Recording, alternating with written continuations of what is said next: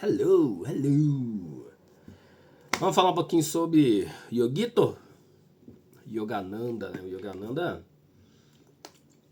um grande avatar crístico aqui do planeta, né? Um dos últimos aí que vieram. Vamos falar um pouquinho sobre ele, né? Eu quero explicar um pouquinho sobre como Yogananda me ajudou, né? Como Yogananda, eu falo que ele me salvou mesmo, tá? Talvez você tenha uma experiência semelhante com o próprio Yogananda, com outros seres, mas isso não importa no final. O que importa é quais são os ensinamentos que modificaram realmente a sua vida.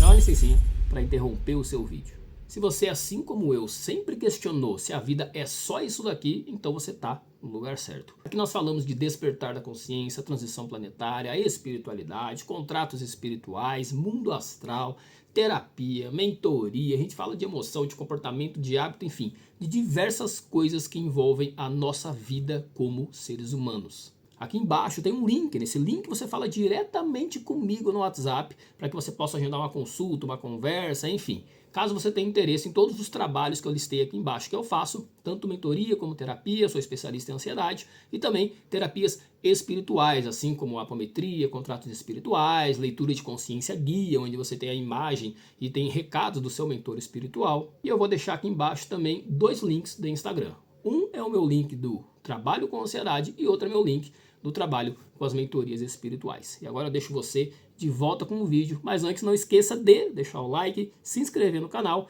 e compartilhar com quem você sabe que gosta também desse assunto. Gratidão por estar aqui. Bom, estou aqui com o livro da autobiografia de um yogi. Esse livro aqui, se você não leu, eu te aconselho a ler, vale muito a pena. Ele aqui nessa versão aqui em português, ele tem 600 e pouquinhas páginas. Não vou passar tudo, anotei algumas coisas aqui importantes, umas frases aqui importantes do livro. Não tem como colocar tudo porque fica muito grande.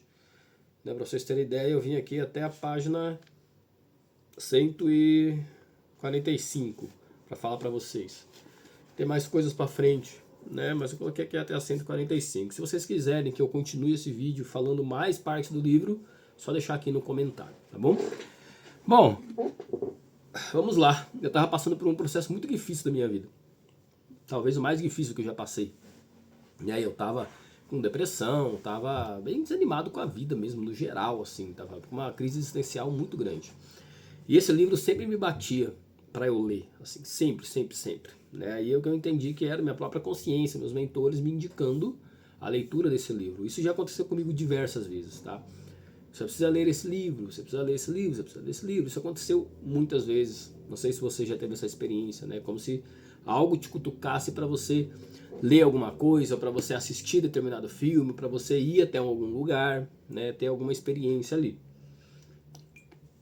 E esse livro aqui foi assim por muito tempo, como se batesse assim para eu ler. Falei, meu, você precisa ler esse livro, você precisa ler esse livro, compra esse livro, lê esse livro, compra esse livro, lê esse livro. Enfim, esse aqui foi o primeiro livro que eu li do Yogananda, né, que eu comprei. E tenho vários aqui hoje, né? Tem vários aqui. Eu tenho até um outro ali, você tá vendo aqui em cima? Ó. Tem um outro, cadê aqui? Tem um outro livrinho dele aqui, igual esse, só que aquele ali é em espanhol. Esse daqui é em português. Tem o Bhagavad Gita, que foi interpretado por um discípulo do Yogananda. Eu tenho ali escrito. Eu tenho o livro que eu li inteiro também, que é A Ciência Sagrada, que é do Yukteswar. Não sei se é essa a pronúncia, mas é o guru do Yogananda. Ele fala como que ele conheceu o guru dele, inclusive, neste livro aqui. É a autobiografia de um yogi, né? Ou seja, ele mesmo falando da vida dele. Eu quero falar algumas frases aqui que foram importantes para mim, algumas partes do livro que me deram insights. E talvez te dê insights também, tá?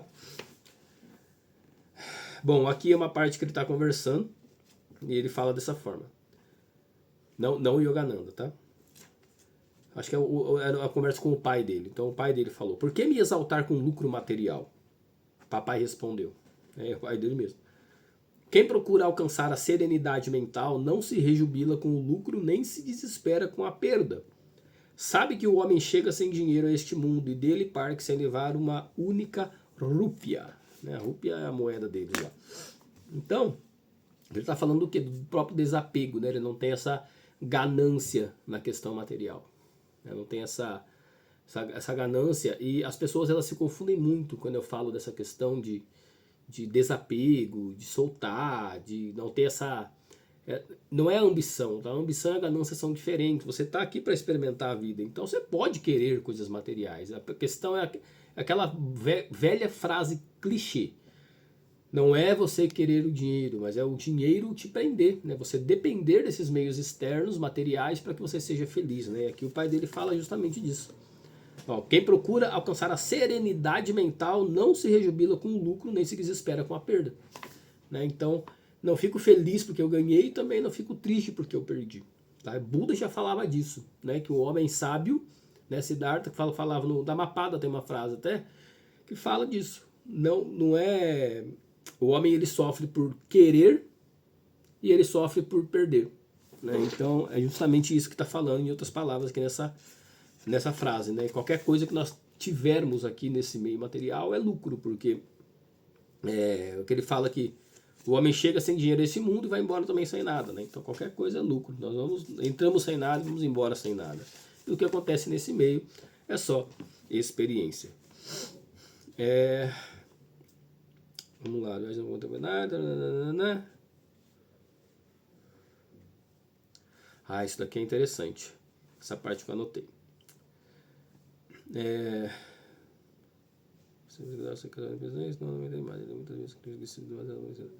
Aqui ele está falando do guru dos pais dele, né? Do pai e da mãe dele, que foi o Lahiri Mahachaya, né? Não sei se é essa pronúncia também, eu gosto de chamar assim, porque eu vi vários vídeos que fala Mahachaya, não falava Mahasaya. E é interessante o Mahasaya, porque o Mahasaya ele foi guru dos pais do Yogananda e ele foi guru do Yogananda, né? Então, ou seja, um grande mestre mesmo, né?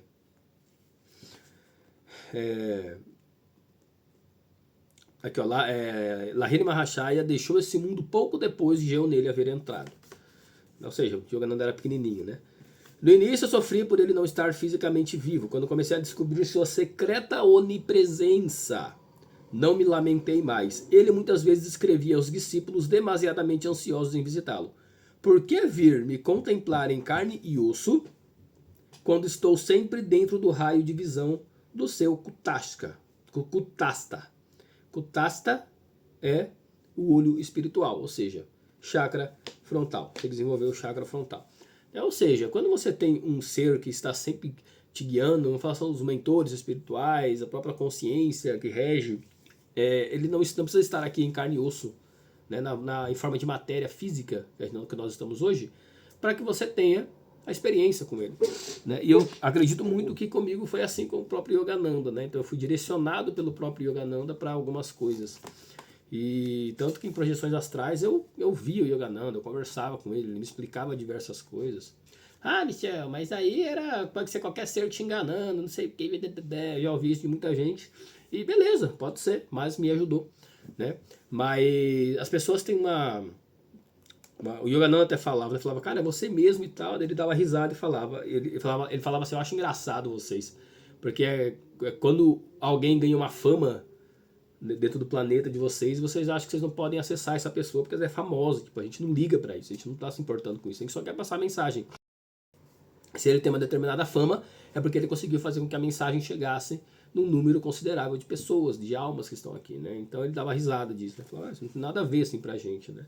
Tanto que nunca me vangloriei, falei, eu conversei com o Yogananda, nunca falei isso pra ninguém, né? Mas é totalmente possível, né? O próprio Jesus, Sananda também, dá pra você conversar diretamente, né? Se você é filho de Deus, eles também são filhos de Deus, como que você não vai ter acesso? Se você é a própria consciência que rege toda a experiência que você vive, nós estamos todos conectados, inclusive com eles, né? Então é uma bobeira você pensar que você é menor ou é pior, né? Dessa forma eles me ensinaram. Vamos para outra parte aqui. Essa parte que é legal, porque ele fala que o Mahachaya, ninguém conseguia tirar fotos dele. Mas até aqui, ó. Certo dia tiraram um retrato do mestre com um grupo de devotos.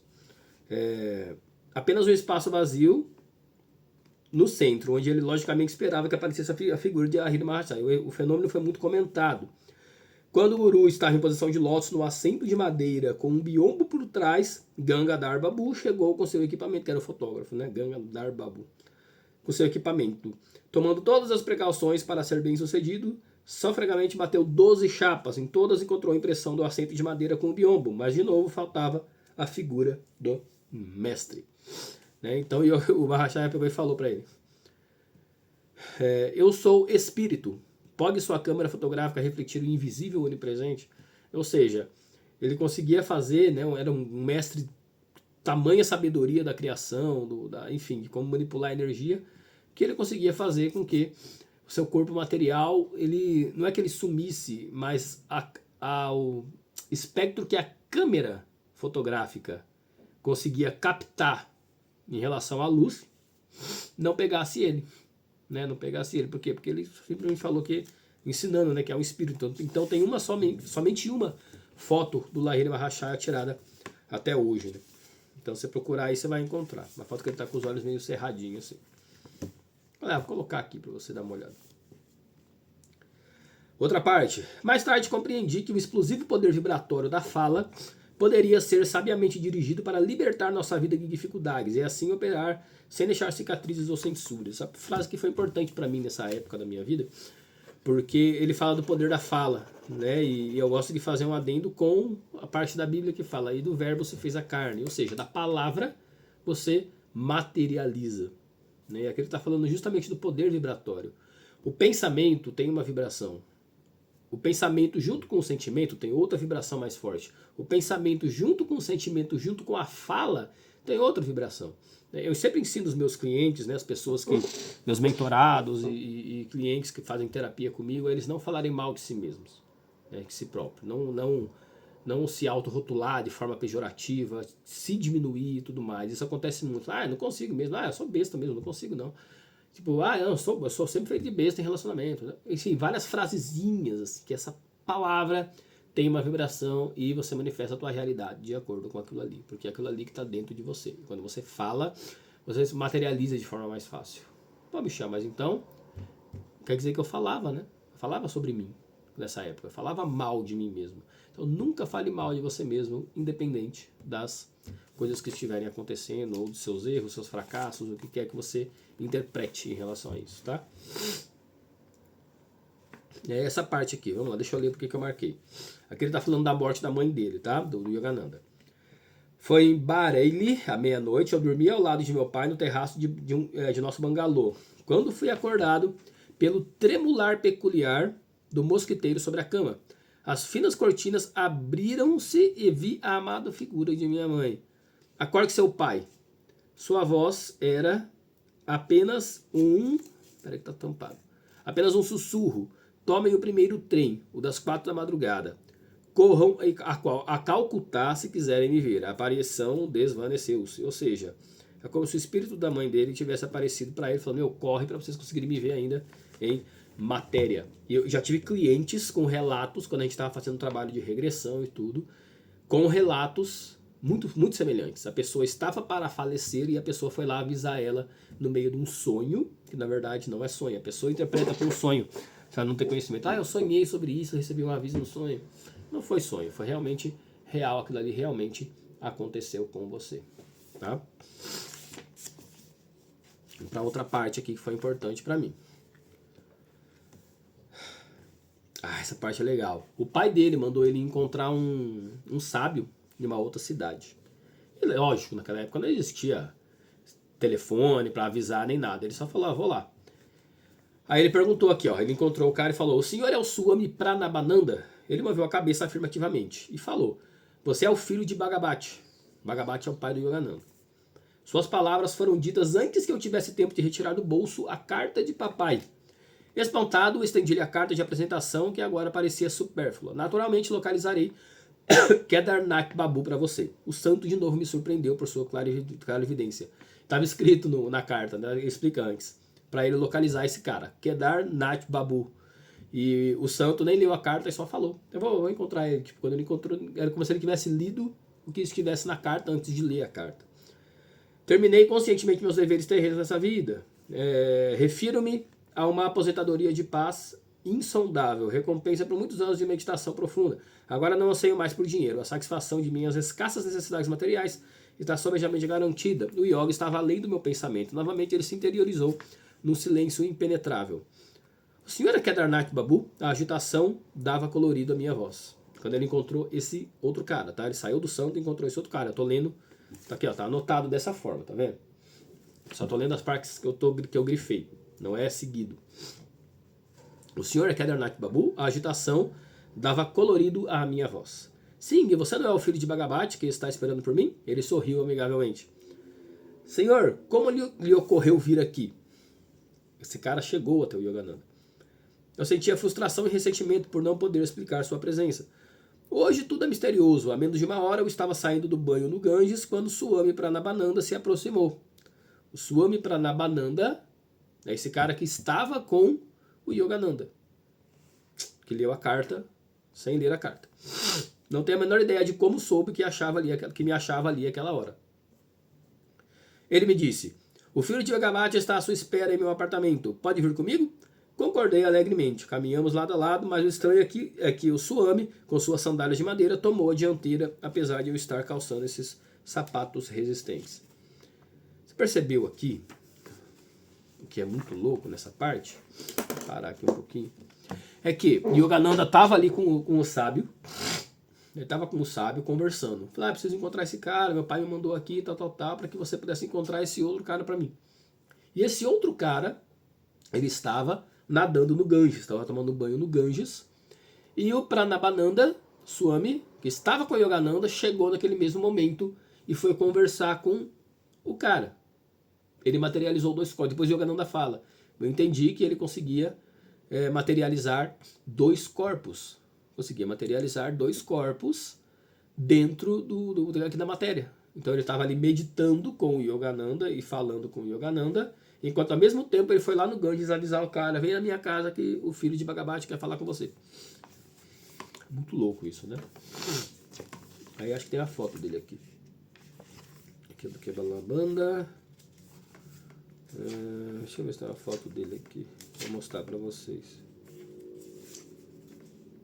Esse cara aqui, ó, o santo de 2 corpos que ele chamava. Aqui, ó. Ele conseguia se materializar. Ele tem 2 corpos. Você estava meditando, ele estava no outro canto ao mesmo tempo. É a bilocação que eles falam, né? E tem vários que fazem isso, tá? Tem vários. O próprio Yukteswar, que é o guru do Yogananda, fazia isso. Né? Ele fala algumas coisas. Aqui, por que eu anotei essa parte? Aqui que ele fala, foi importante para mim essa frase também. Tudo isso aqui eu anotei anos atrás, tá? Quando eu estava passando por esse processo interno, né? O autoexame, a implacável observação dos próprios pensamentos é uma experiência árdua e devastadora. Pulveriza o ego mais renitente. Mas a verdadeira autoanálise opera matematicamente para produzir videntes. O caminho da autoexpressão, do reconhecimento de méritos individuais, resulta em pessoas egoístas, certas de seu direito a interpretações pessoais sobre Deus e o universo. O homem não pode compreender nenhuma verdade eterna enquanto não se liberta de suas pretensões. Isso aqui não preciso nem explicar, né? Uma frase muito forte, principalmente isso aqui no final. O homem não pode compreender coisa nenhuma, né? Nenhuma verdade eterna enquanto não se liberta de suas pretensões. Ou seja, esse livro aqui você tem que ler com a mente aberta, porque ele fala de vários santos, vários mestres que ele encontrou no meio do caminho, Yogananda. Cara, tinha mestre que trabalhava com levitação, outro bilocação. Esse aqui que eu estou começando a ler agora é o Santo dos Perfumes. Né? Vou ler alguma parte aqui para vocês entenderem.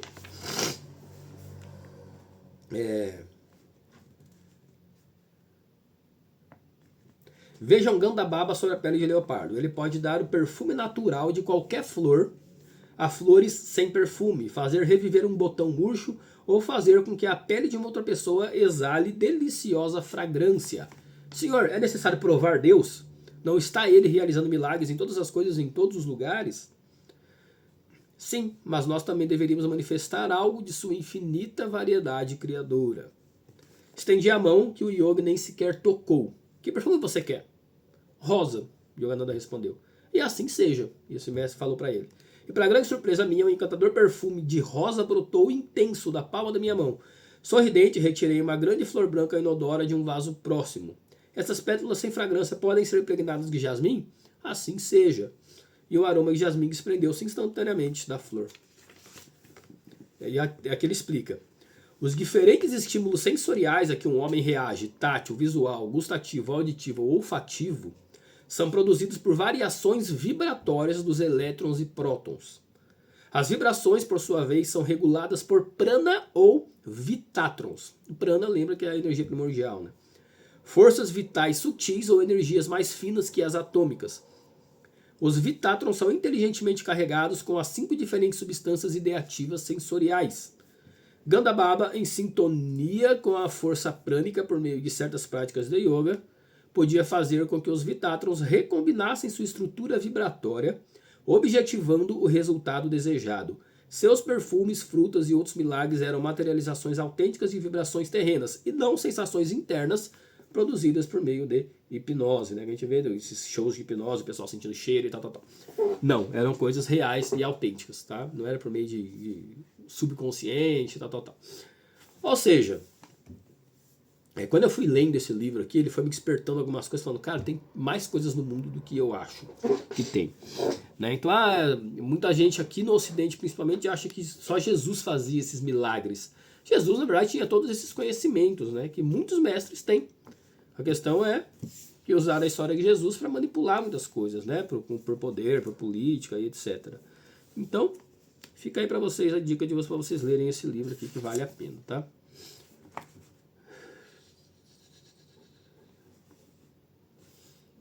Ó, a solidão é necessária para estabelecer-se no eu, mas depois os mestres voltam ao mundo para servi-lo. Cara, quando eu li isso aqui fez muito sentido para mim, porque era uma época que eu estava muito sozinho. O corpo é literalmente construído e sustentado pela mente. A fragilidade física tem origem mental. Se o amo permite que o servo lhe dê ordens, este lhe se torna autocrático. Assim também a mente fica escravizada quando se submete às ordens do corpo. Ou seja, você que comanda o teu corpo de forma mental. Lembra da primeira lei hermética, lá no Kybalion, básico. O universo é mental. Tá? O corpo de um yogi perde sua densidade depois da prática de certos pranayamas.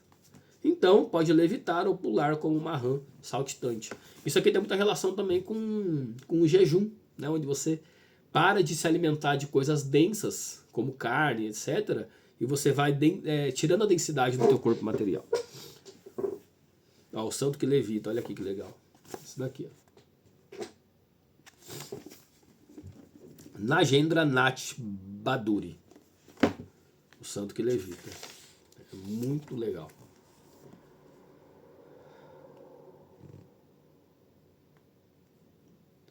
Aqui, isso aqui é legal. Ele me recordava, o santo e eu entramos em meditação. Após 1 hora, sua voz suave alcançou meus ouvidos. Você entra em silêncio frequentemente, mas já desenvolveu Anubhava? Anubhava é a percepção real de Deus, tá? Essa palavra. Tem várias palavras assim, só que o próprio livro já explica o que é essa palavra. Ele me recordava que eu devia amar a Deus mais do que a meditação. Não confunda a técnica com a meta. Não confunda a técnica com a meta. Cara, isso daqui me pegou muito. Me pegou muito. Não confunda a técnica com a meta. A meditação no final, na minha visão hoje, né, Michel de hoje, a consciência que eu tenho hoje é você realmente sentir Deus, você encontrar Deus de verdade, silenciar a ponto de encontrar o divino dentro de você. Então não confunda a técnica com a meta. Muita gente medita como por moda, enfim, eu medito, não sei o quê, mas aquela meditação não está trazendo nenhum resultado de fato para a vida da pessoa, não está realmente trazendo um benefício para a vida da pessoa. Por quê? Porque ela está meditando por motivos errados, só para falar que medita, só para falar que é uma pessoa que medita e tudo mais, né? Isso aconteceu muito nos últimos anos, infelizmente.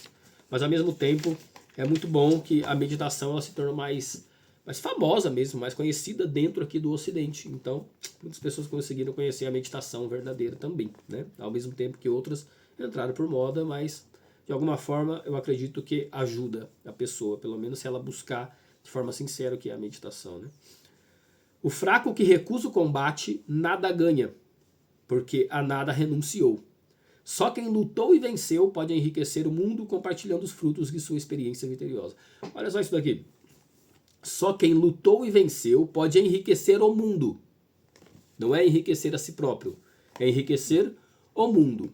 E claro, ele finaliza aqui com a frase: compartilhando os frutos de sua experiência vitoriosa.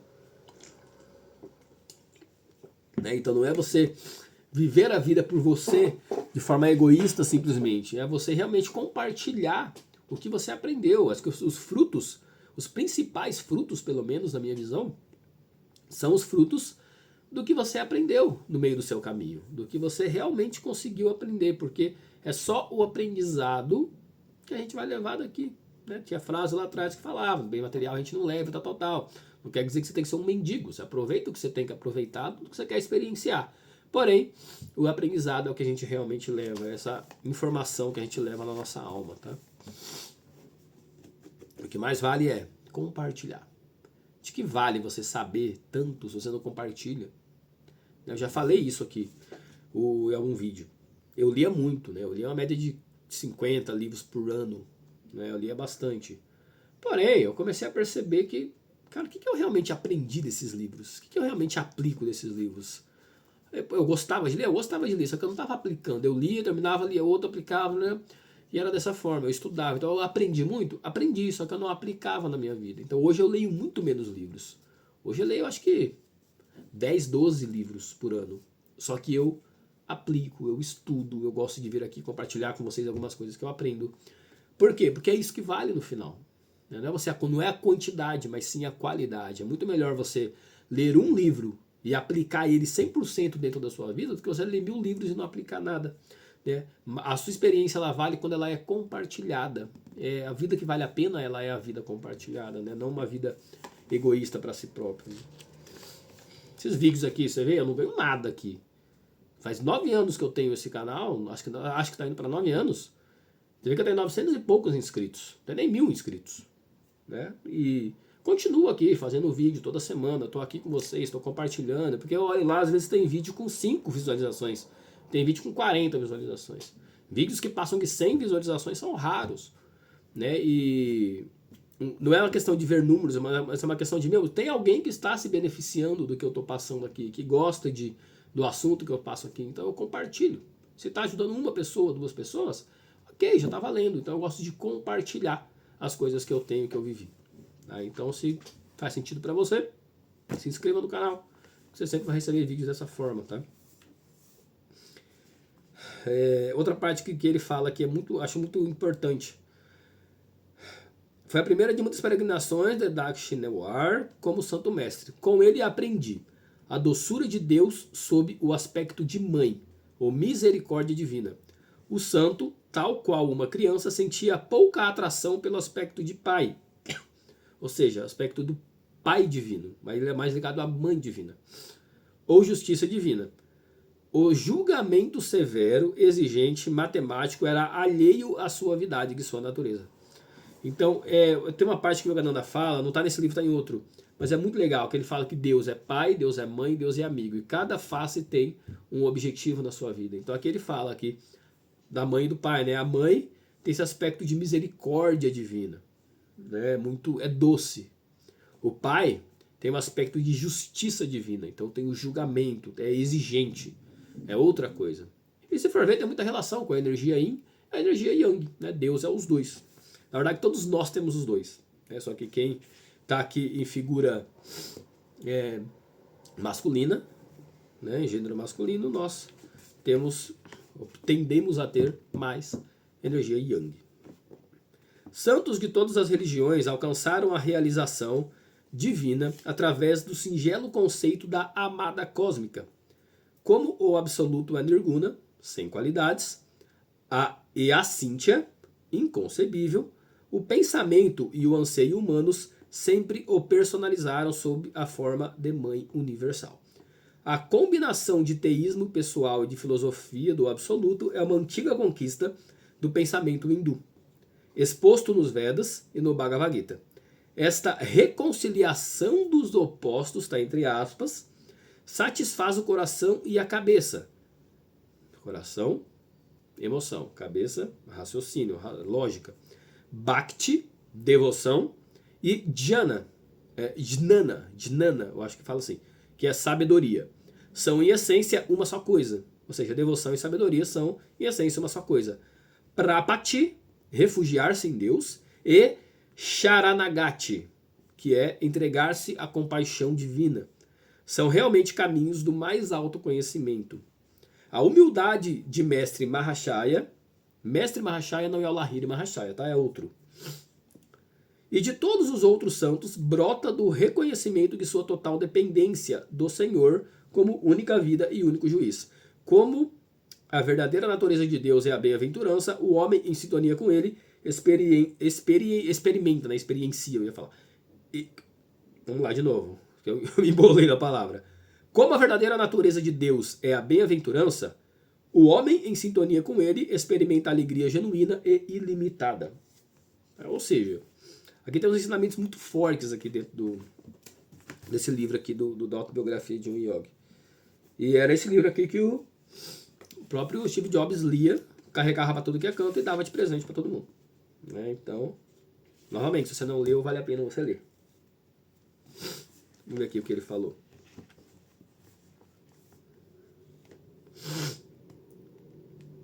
Tá, aqui é a parte que o Yogananda encontra o mestre dele pela primeira vez. É muito legal a forma como foi. Dilacerado, vou explicar rapidinho, tá? Vou ler aqui algumas partes. Dilacerado pela angústia espiritual, entrei certa madrugada no sótão, resolvido a orar até que uma resposta me fosse concedida. Misericordiosa Mãe do Universo, ensina-me tu mesma através de visões ou através de um guru enviado por ti. Ou seja, pediu para Deus, me envia um guru ou me dá respostas. Horas decorreram sem que minhas súplicas pontilhadas de soluços obtivessem resposta. Ou seja, não é de imediato. Você não fica ansioso ali, quero resposta lá. De súbito, eu me senti como se fosse erguido corporalmente a uma esfera ilimitada. Como se tivesse puxado o corpo astral dele para cima. Eu já expliquei da minha experiência aqui que eu tive com isso. Teu mestre chega hoje. Uma divina voz feminina veio de todas as partes e de parte nenhuma. Um homem de aspecto crístico, com as vestes de Corocre dos Suames, permanecia imóvel no fim da viela. Aquele é outra parte já, que ele está caminhando e tal. Está na rua. Pareceu-me de uma familiaridade, ao mesmo tempo instantânea e antiga. Por um momento, o meu olhar ávido demorou-se nele. Então a dúvida me assaltou. Você está confundindo esse monge errante com alguém conhecido. Igual o raciocínio, como a gente se engana. Até o Yogananda passou por isso. Pensei, sonhador, continua o seu caminho. 10 minutos depois senti os meus pés em uma dormência pesada, como se tivessem virado pedra. Eles eram incapazes de me levar adiante. Laboriosamente dei meia volta.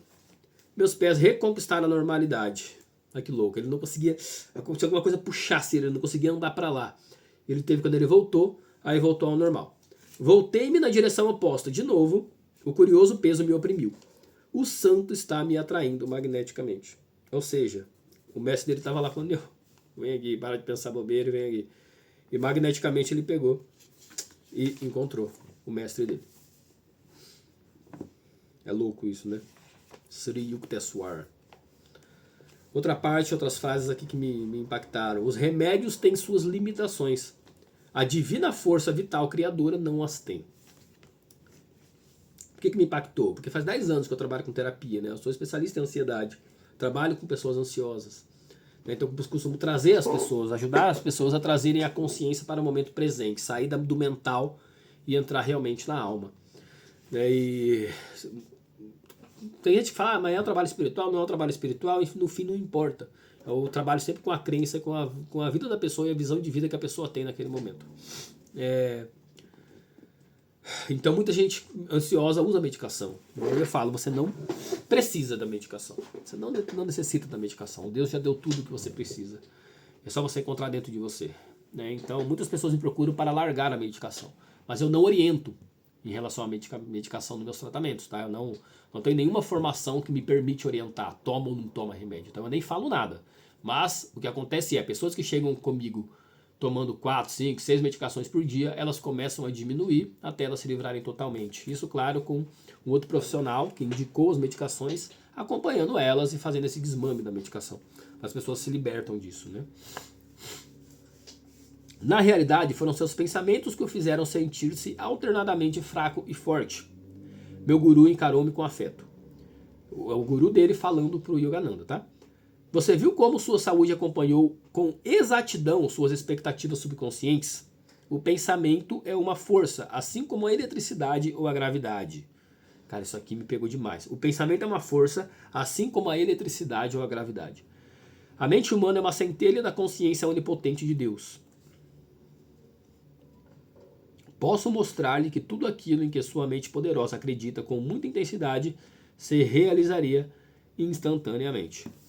Cara, isso aqui é muito forte, porque você muito fala, não sei o que, na mente que você começa, sim, o universo é mental. Ou seja, quando você trabalha a sua parte mental, você está trabalhando toda a tua vida, toda a sua manifestação, toda a sua realidade. O que você pensa de si mesmo é o que você cria na tua vida. Acho que a coisa mais importante que eu tenho para falar para vocês é: a tua autoimagem determina toda a tua vida, tá? Tua autoimagem, como você se enxerga, como você se vê. A última parte que eu anotei aqui, tá na página 144. Meu guru, desperto em Deus, sabia que esse mundo não é nada mais do que um sonho objetivado do Criador. Tendo plena consciência de sua unidade com o sonhador divino, Lahir Mahashaya podia materializar, desmaterializar ou efetuar qualquer mudança que desejasse nos átomos oníricos do mundo dos fenômenos. Quem compreende a verdadeira natureza da matéria não é o especialista em física, mas o mestre autorrealizado. Por meio desse conhecimento, Cristo foi capaz de restaurar a orelha do servo depois de ela ter sido cortada por um dos discípulos. Louco isso, né? Ou seja, ele sempre faz adendos assim, né? O Yogananda, ele tem essa energia, ele é um avatar crístico, assim como Jesus foi. Então ele sempre liga muito as questões de Jesus. Aqui tem os livros aqui, ó, esses livros aqui se chamam A Segunda Vinda de Cristo. São 3 livros, 600, 700 páginas cada um. Né? A Segunda Vinda de Cristo, volume 1, volume 2, volume 3. Eu estou lendo eles. E ele sempre explica a questão de Jesus com a própria energia crística, com a própria energia de despertar, enfim. É uma outra visão que foi escondido de nós. Né? Eu acredito muito nessa visão e nessa forma como Yogananda explica as coisas. Né? Então eu falo, o Yogananda, cara, só nesse livrinho aqui, ele salvou muito a minha vida, ele me direcionou muito na minha vida espiritual, a eu me encontrar comigo mesmo, a eu entender quem eu sou, entender o meu poder pessoal e tudo isso. Eu espero que você tenha visto, eu li aqui, se o livro tem 600 páginas, eu li 144, eu li basicamente 25% aqui de pequenas partes que fizeram sentido para mim do livro. E tem muito mais. Né? Então vale a pena você ler, se você quer que eu continue, se você gostou desse formato, até com outros livros, eu posso colocar aqui o que X livro me ensinou, ler algumas partes e falando aqui para vocês. Se você gostou desse modelo, escreve aqui nos comentários que eu faço mais vídeos dessa forma, tá bom? O vídeo ficou um pouquinho mais longo, claro, né? Tem muito ensinamento aqui dentro. Te aconselho a ler livros do Yogananda, tá? Pelo menos para mim faz muito sentido e a forma como eu vejo a espiritualidade, a vida, é muito da forma como eu vejo como o Yogananda vê, essa linhagem do Yogananda, tá bom? Então, gratidão, muita gratidão por estar aqui. Se você está até o final desse vídeo, comenta aqui Yogananda para eu saber que você chegou aqui até o final, beleza? Gratidão, fica com Deus, Ayana Cash.